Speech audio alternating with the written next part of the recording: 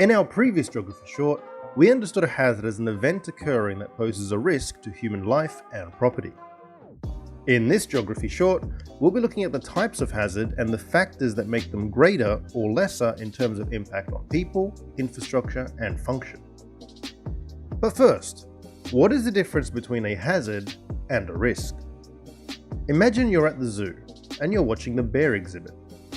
A hazard would be you getting attacked by said bear. This is a thing that can cause harm. But you're in a zoo and the bear is behind glass, so the odds of the bear attacking you are low, so the risk is low. Here, risk is the likelihood that the hazard will occur. If we keep the hazard but remove the glass, suddenly the risk went from low to high.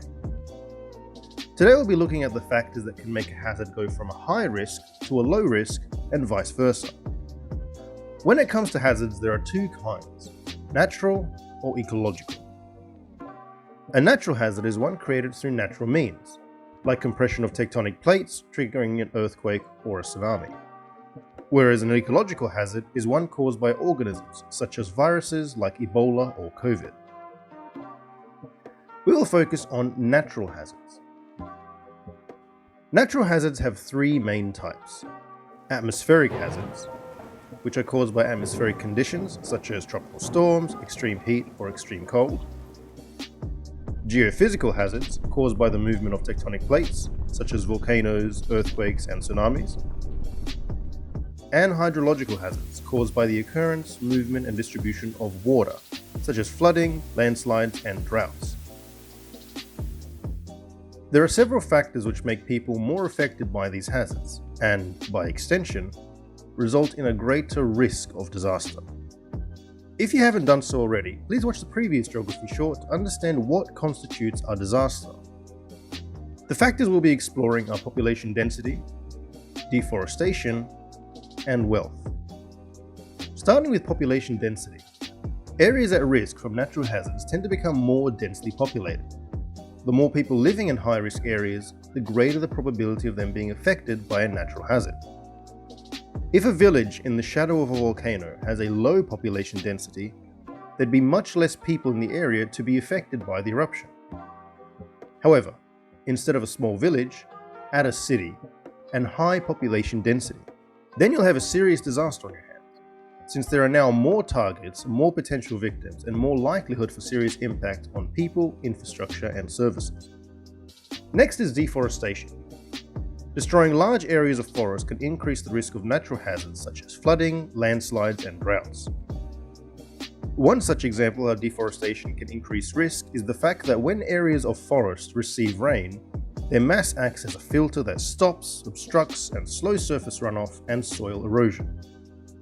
However, deforesting this same area leaves the hill without any natural defenses, so the rain gains momentum, collects sediment, and erodes the soil while filling it into the channel. The result with continued rain? Flooding and landslides. Finally, there's wealth.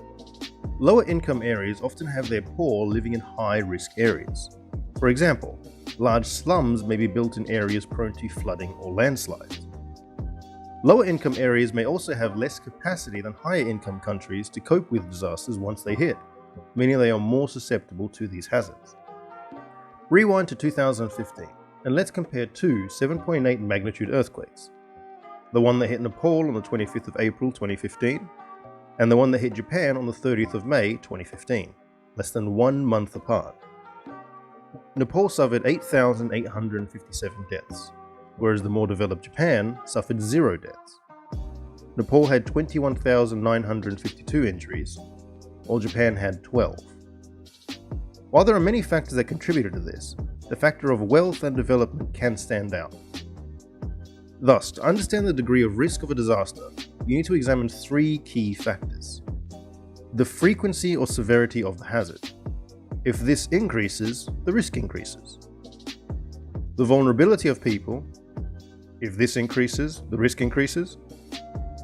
And the capacity to cope. If this decreases, the risk increases. Therefore, there are lots of factors that establish the level of risk of a hazard. Here is the combination needed for a low-risk hazard.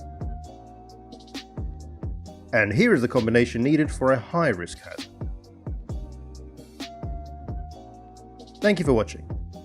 Please continue to support the channel by subscribing.